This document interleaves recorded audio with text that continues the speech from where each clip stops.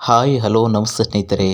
ನಾನು ಸುಮಾರು ದಿನದಿಂದ ಒಂದು ವಿಡಿಯೋ ಮಾಡಬೇಕು ಅಂತ ಅಂದ್ಕೊಂಡಿದ್ದೆ. ಅದಕ್ಕೆ ಕಾಲ ಈಗ ಬಂದಿದೆ. ಹಾಗೆ ಡ್ಯೂಟಿ ಮುಗಿಸ್ಕೊಂಡು ಬರ್ತಿರೋ ಸಮಯದಲ್ಲಿ ನನ್ನ ಗಾಡಿ ಈಚೆ ನಿಂತಿತ್ತು. ಅದನ್ನು ನೋಡಿ ಅದನ್ನು ಧೂಳನ್ನು ಒರೆಸಿ ಮತ್ತೆ ನಾನು ಮುಂದೆ ಸಾಗುತ್ತಿದ್ದೇನೆ. ಮತ್ತು ಆ ಹೋಗುವ ಸಂದರ್ಭದಲ್ಲಿ ನಿಮಗೆ ಕರ್ನಾಟಕ ಫಿಲ್ಮ್ ಸಿಟಿಯನ್ನು ತೋರಿಸ್ತೇನೆ.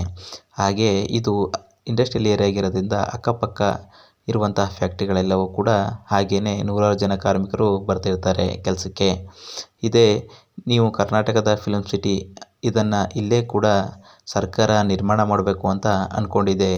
ಅದ್ಯಾವುದಪ್ಪ ಅಂದರೆ ಇದೇ ಜಾಗ ಸ್ನೇಹಿತರೆ. ಹಿಂದೆಗಡೆ ದೊಡ್ಡದಾದ ಒಂದು ಬೆಟ್ಟ ಇದೆ ಮತ್ತು ಅದರ ಮುಂದೆ ಇರುವಂತಹ ಸಂಪೂರ್ಣವಾದ ಜಾಗದಲ್ಲಿ ಕರ್ನಾಟಕದ ಒಂದು ದೊಡ್ಡ ಫಿಲ್ಮ್ ಸಿಟಿಯನ್ನು ಮಾಡಬೇಕು ಅಂತ ಅಂದ್ಕೊಂಡಿದ್ದಾರೆ. ಮತ್ತು ಅದೇ ಸಂದರ್ಭದಲ್ಲಿ ರೈತರು ಕೂಡ ಅವರ ಬೇಡಿಕೆಗಳನ್ನು ಈಡೇರಿಸಿಕೊಳ್ಳುವ ಸಲುವಾಗಿ ಅವರು ಕೂಡ ಪ್ರತಿಭಟನೆಯಲ್ಲಿ ನಿರತರಾಗಿದ್ದಾರೆ ಅಂತಲೇ ಹೇಳ್ಬೋದು. ಮತ್ತು ಅದನ್ನು ಮುಂದುವರೆದು ಈಗಾಗಲೇ ತುಂಬ ಜಾಗ ವಿಸ್ತೀರ್ಣವಾಗಿದೆ. ಇದು ಯಾವಾಗ ಆಗುತ್ತೋ ಅಂತ ಆ ದೇವರೇ ಬಲ್ಲ. ಯಾಕಂದರೆ ಸುಮಾರು ವರ್ಷಗಳಿಂದ ಹೀಗೇ ಇದೆ. ಮತ್ತು ಅಕ್ಕಪಕ್ಕದಲ್ಲಿ ಈಗಾಗಲೇ ಎಲ್ಲವೂ ಕೂಡ ನಡೆಯುತ್ತಿದೆ. ಇದೇ ಕರ್ನಾಟಕದ ಅತಿ ದೊಡ್ಡ ಏಷ್ಯನ್ ಪೇಂಟ್ ಫ್ಯಾಕ್ಟ್ರಿ ಅಂತಲೇ ಹೇಳ್ಬೋದು. ಇಲ್ಲಿ ತುಂಬಾ ಕೂಡ ದೊಡ್ಡದಾಗಿದೆ. ಹಾಗೆಯೇ ನಾವು ಮುಂದೆ ಸಾಗುತ್ತಾ ವರ್ಣ ಕ್ಷೇತ್ರಕ್ಕೆ ಸಿದ್ದರಾಮಯ್ಯನವರು ಕೊಟ್ಟ ಕೊಡುಗೆ ಏನಪ್ಪ ಅಂದರೆ ಅದು ರಸ್ತೆಗಳನ್ನು ಅಗಲವಾಗಿ ಮತ್ತು ನೀಟಾಗಿ ಮಾಡಿಸಿದ್ದಾರೆ ಅಂತಲೇ ಹೇಳ್ಬೋದು. ಎಲ್ಲೂ ಕೂಡ ಯಾವುದೇ ರೀತಿಯ ತೊಂದರೆ ಜನಗಳಾಗಬಾರ್ದಂಗೆ ನೀಟಾಗಿ ಮಾಡಿಸಿದ್ದಾರೆ. ಹಾಗೆಯೇ ನಾವು ಮುಂದಿನ ಈಗಾಗಲೇ ಎಸ್ ಸಿ ಮಹದೇವಪ್ಪರವರ ಅಂದರೆ ಸಚಿವ ಎಸ್ ಸಿ ಮಹದೇವಪ್ಪರವರ ಮನೆ ಇಲ್ಲೇ ಇದೆ ಅಂತಲೇ ಹೇಳ್ಬೋದು. ಅವರ ಊರು 16. ಇದೇ ನೋಡಿ ಎಸ್ ಸಿ ಮಹದೇವಪ್ಪನವರ ಮನೆ ಇದಾಗಿದೆ. ಎಷ್ಟು ಚೆಂದವಾಗಿ ಮತ್ತು ಸುಂದರವಾಗಿ ಕಟ್ಟಿದ್ದಾರೆ ನೋಡಿ. ಮತ್ತು ಅವರು ಹಬ್ಬ ಹರಿದಿನಗಳಲ್ಲಿ ಇಲ್ಲೇ ಬಂದು ಉಳ್ಕೊಳ್ತಾರೆ ಮತ್ತು ಆವಾಗವಾಗ ಇಲ್ಲಿಗೆ ಭೇಟಿ ನೀಡ್ತಿರ್ತಾರೆ ಅಂತಲೇ ಹೇಳ್ಬೋದು.